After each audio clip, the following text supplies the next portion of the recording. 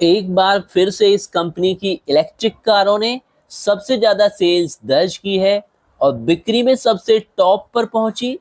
और अब fuel options के साथ इलेक्ट्रिक गाड़ियों की भी मार्केट में तगड़ी डिमांड होने लगी है। और ये तो आप जानते ही होंगे कि टॉप पर सेलिंग करने वाली एक ऐसी कंपनी जो हर मंथ में नंबर 1 पर बनी रहती है, और ये है टाटा मोटर्स। इस सेगमेंट में टाटा मोटर्स का सबसे बड़ा दबदबा।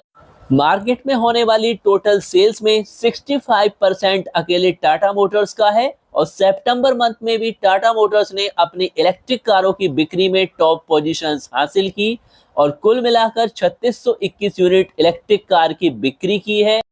और टॉप 10 इलेक्ट्रिक कार ब्रांड्स में सेकंड पोजीशंस पर है एमजी मोटर्स, जिसने 9.16% की बढ़ोतरी यानी ग्रोथ दर्ज की, 977 यूनिट इलेक्ट्रिक कारों की सेल की।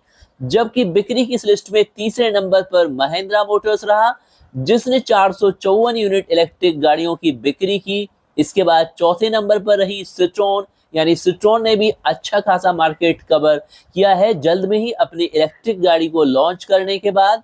कुल मिलाकर 386 यूनिट की सेल की। जबकि फिफ्थ पोजीशन पर रही BYD, और BYD ने 163 यूनिट इलेक्ट्रिक कार की सेल रही है।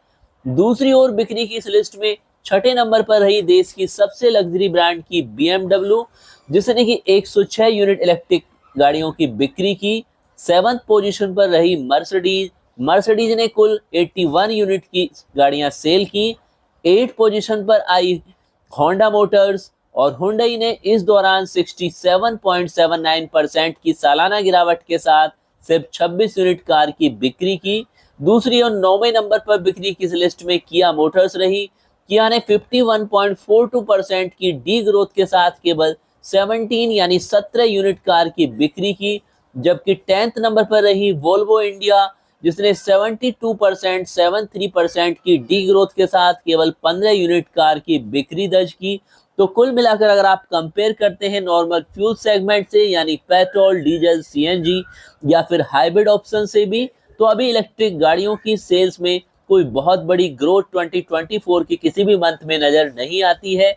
हालांकि हाइब्रिड गाड़ियों पर काफी तगड़ा रेस्पॉन्स मिल रहा है, और हाइब्रिड में मारुति सुजुकी या अन्य जो भी प्लेयर्स हैं वहां पर उन्हें काफी तगड़ा रेस्पॉन्स मिल रहा है, जिसमें होंडा मोटर्स भी शामिल है, जिसने कि सिटी का हाइब्रिड ऑप्शंस पेश किया।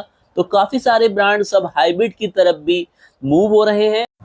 वैसे भी फ्यूल के साथ में हाइब्रिड का ऑप्शंस जहां पर पावर भी ज्यादा देता है, साथ ही टेंशन फ्री होता है, और खास तौर से कुछ स्टेट गवर्नमेंट्स द्वारा इस पर दिए गए तगड़े ऑफर के बाद में ये इलेक्ट्रिक गाड़ियों से सस्ती पड़ रही हैं, और न केवल इलेक्ट्रिक गाड़ियों से बल्कि सीएनजी ऑप्शन से भी बेटर हैं। तो आप देखते हैं अगर यहाँ पर इन्वायरमेंट लेवल पर या फिर पॉकेट फ्रेंडली लेवल पर, तो हाइब्रिड गाड़ियां मच बेटर ऑप्शंस हैं, क्योंकि आप इन्हें लॉन्ग जर्नी में भी टेंशन फ्री होकर यूज कर सकते हैं।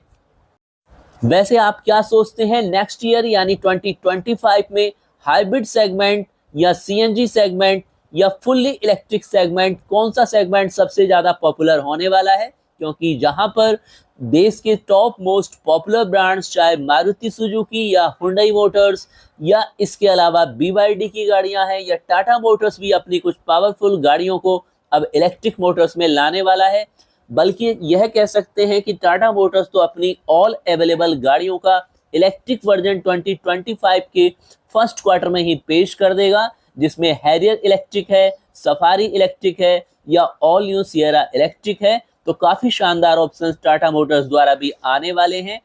इसके अलावा मारुति सुजुकी की भी मोस्ट अवेटेड गाड़ी EVX आने वाली है, इलेक्ट्रिक ऑप्शंस में ही जो होगी। इसके अलावा मारुति सुजुकी एंट्री लेवल में वैगनआर या स्विफ्ट को भी लाने वाली है। तो किस गाड़ी को सबसे ज्यादा रेस्पॉन्स मिलने वाला है डिपेंड करता है उसका बजट क्या होगा। वैसे आने वाली एंट्री लेवल बजट गाड़ियों का खास तौर से इलेक्ट्रिक सेगमेंट में बेस वेरिएंट का प्राइस और माइलेज मिनिमम कितना होना चाहिए कमेंट्स में अवश्य लिखिए, ताकि मार्केट में वो काफी पॉपुलर हो पाए और सीधे फ्यूल ऑप्शंस को तगड़ी टक्कर दे पाएं। क्योंकि कोई भी सेगमेंट हो, चाहे वो सीएनजी है, पेट्रोल है या फिर आपका खास तौर से न्यूली सेगमेंट इलेक्ट्रिक है, तभी मार्केट में पॉपुलर हो सकता है जब मैक्सिमम परचेजिंग करने वाले यानी 70% कस्टमर की पहुंच के भीतर होता है। और इसीलिए मार्केट में एंट्री लेवल की गाड़ियां, चाहे वो ऑल्टो है, वैगन आर है, पंच है, या इस ग्रैंड आई10 नियोस है, या इसके अलावा रेनॉल्ट की ट्राइबर जैसी गाड़ियों की भी अच्छी खासी सेल हो जाती है।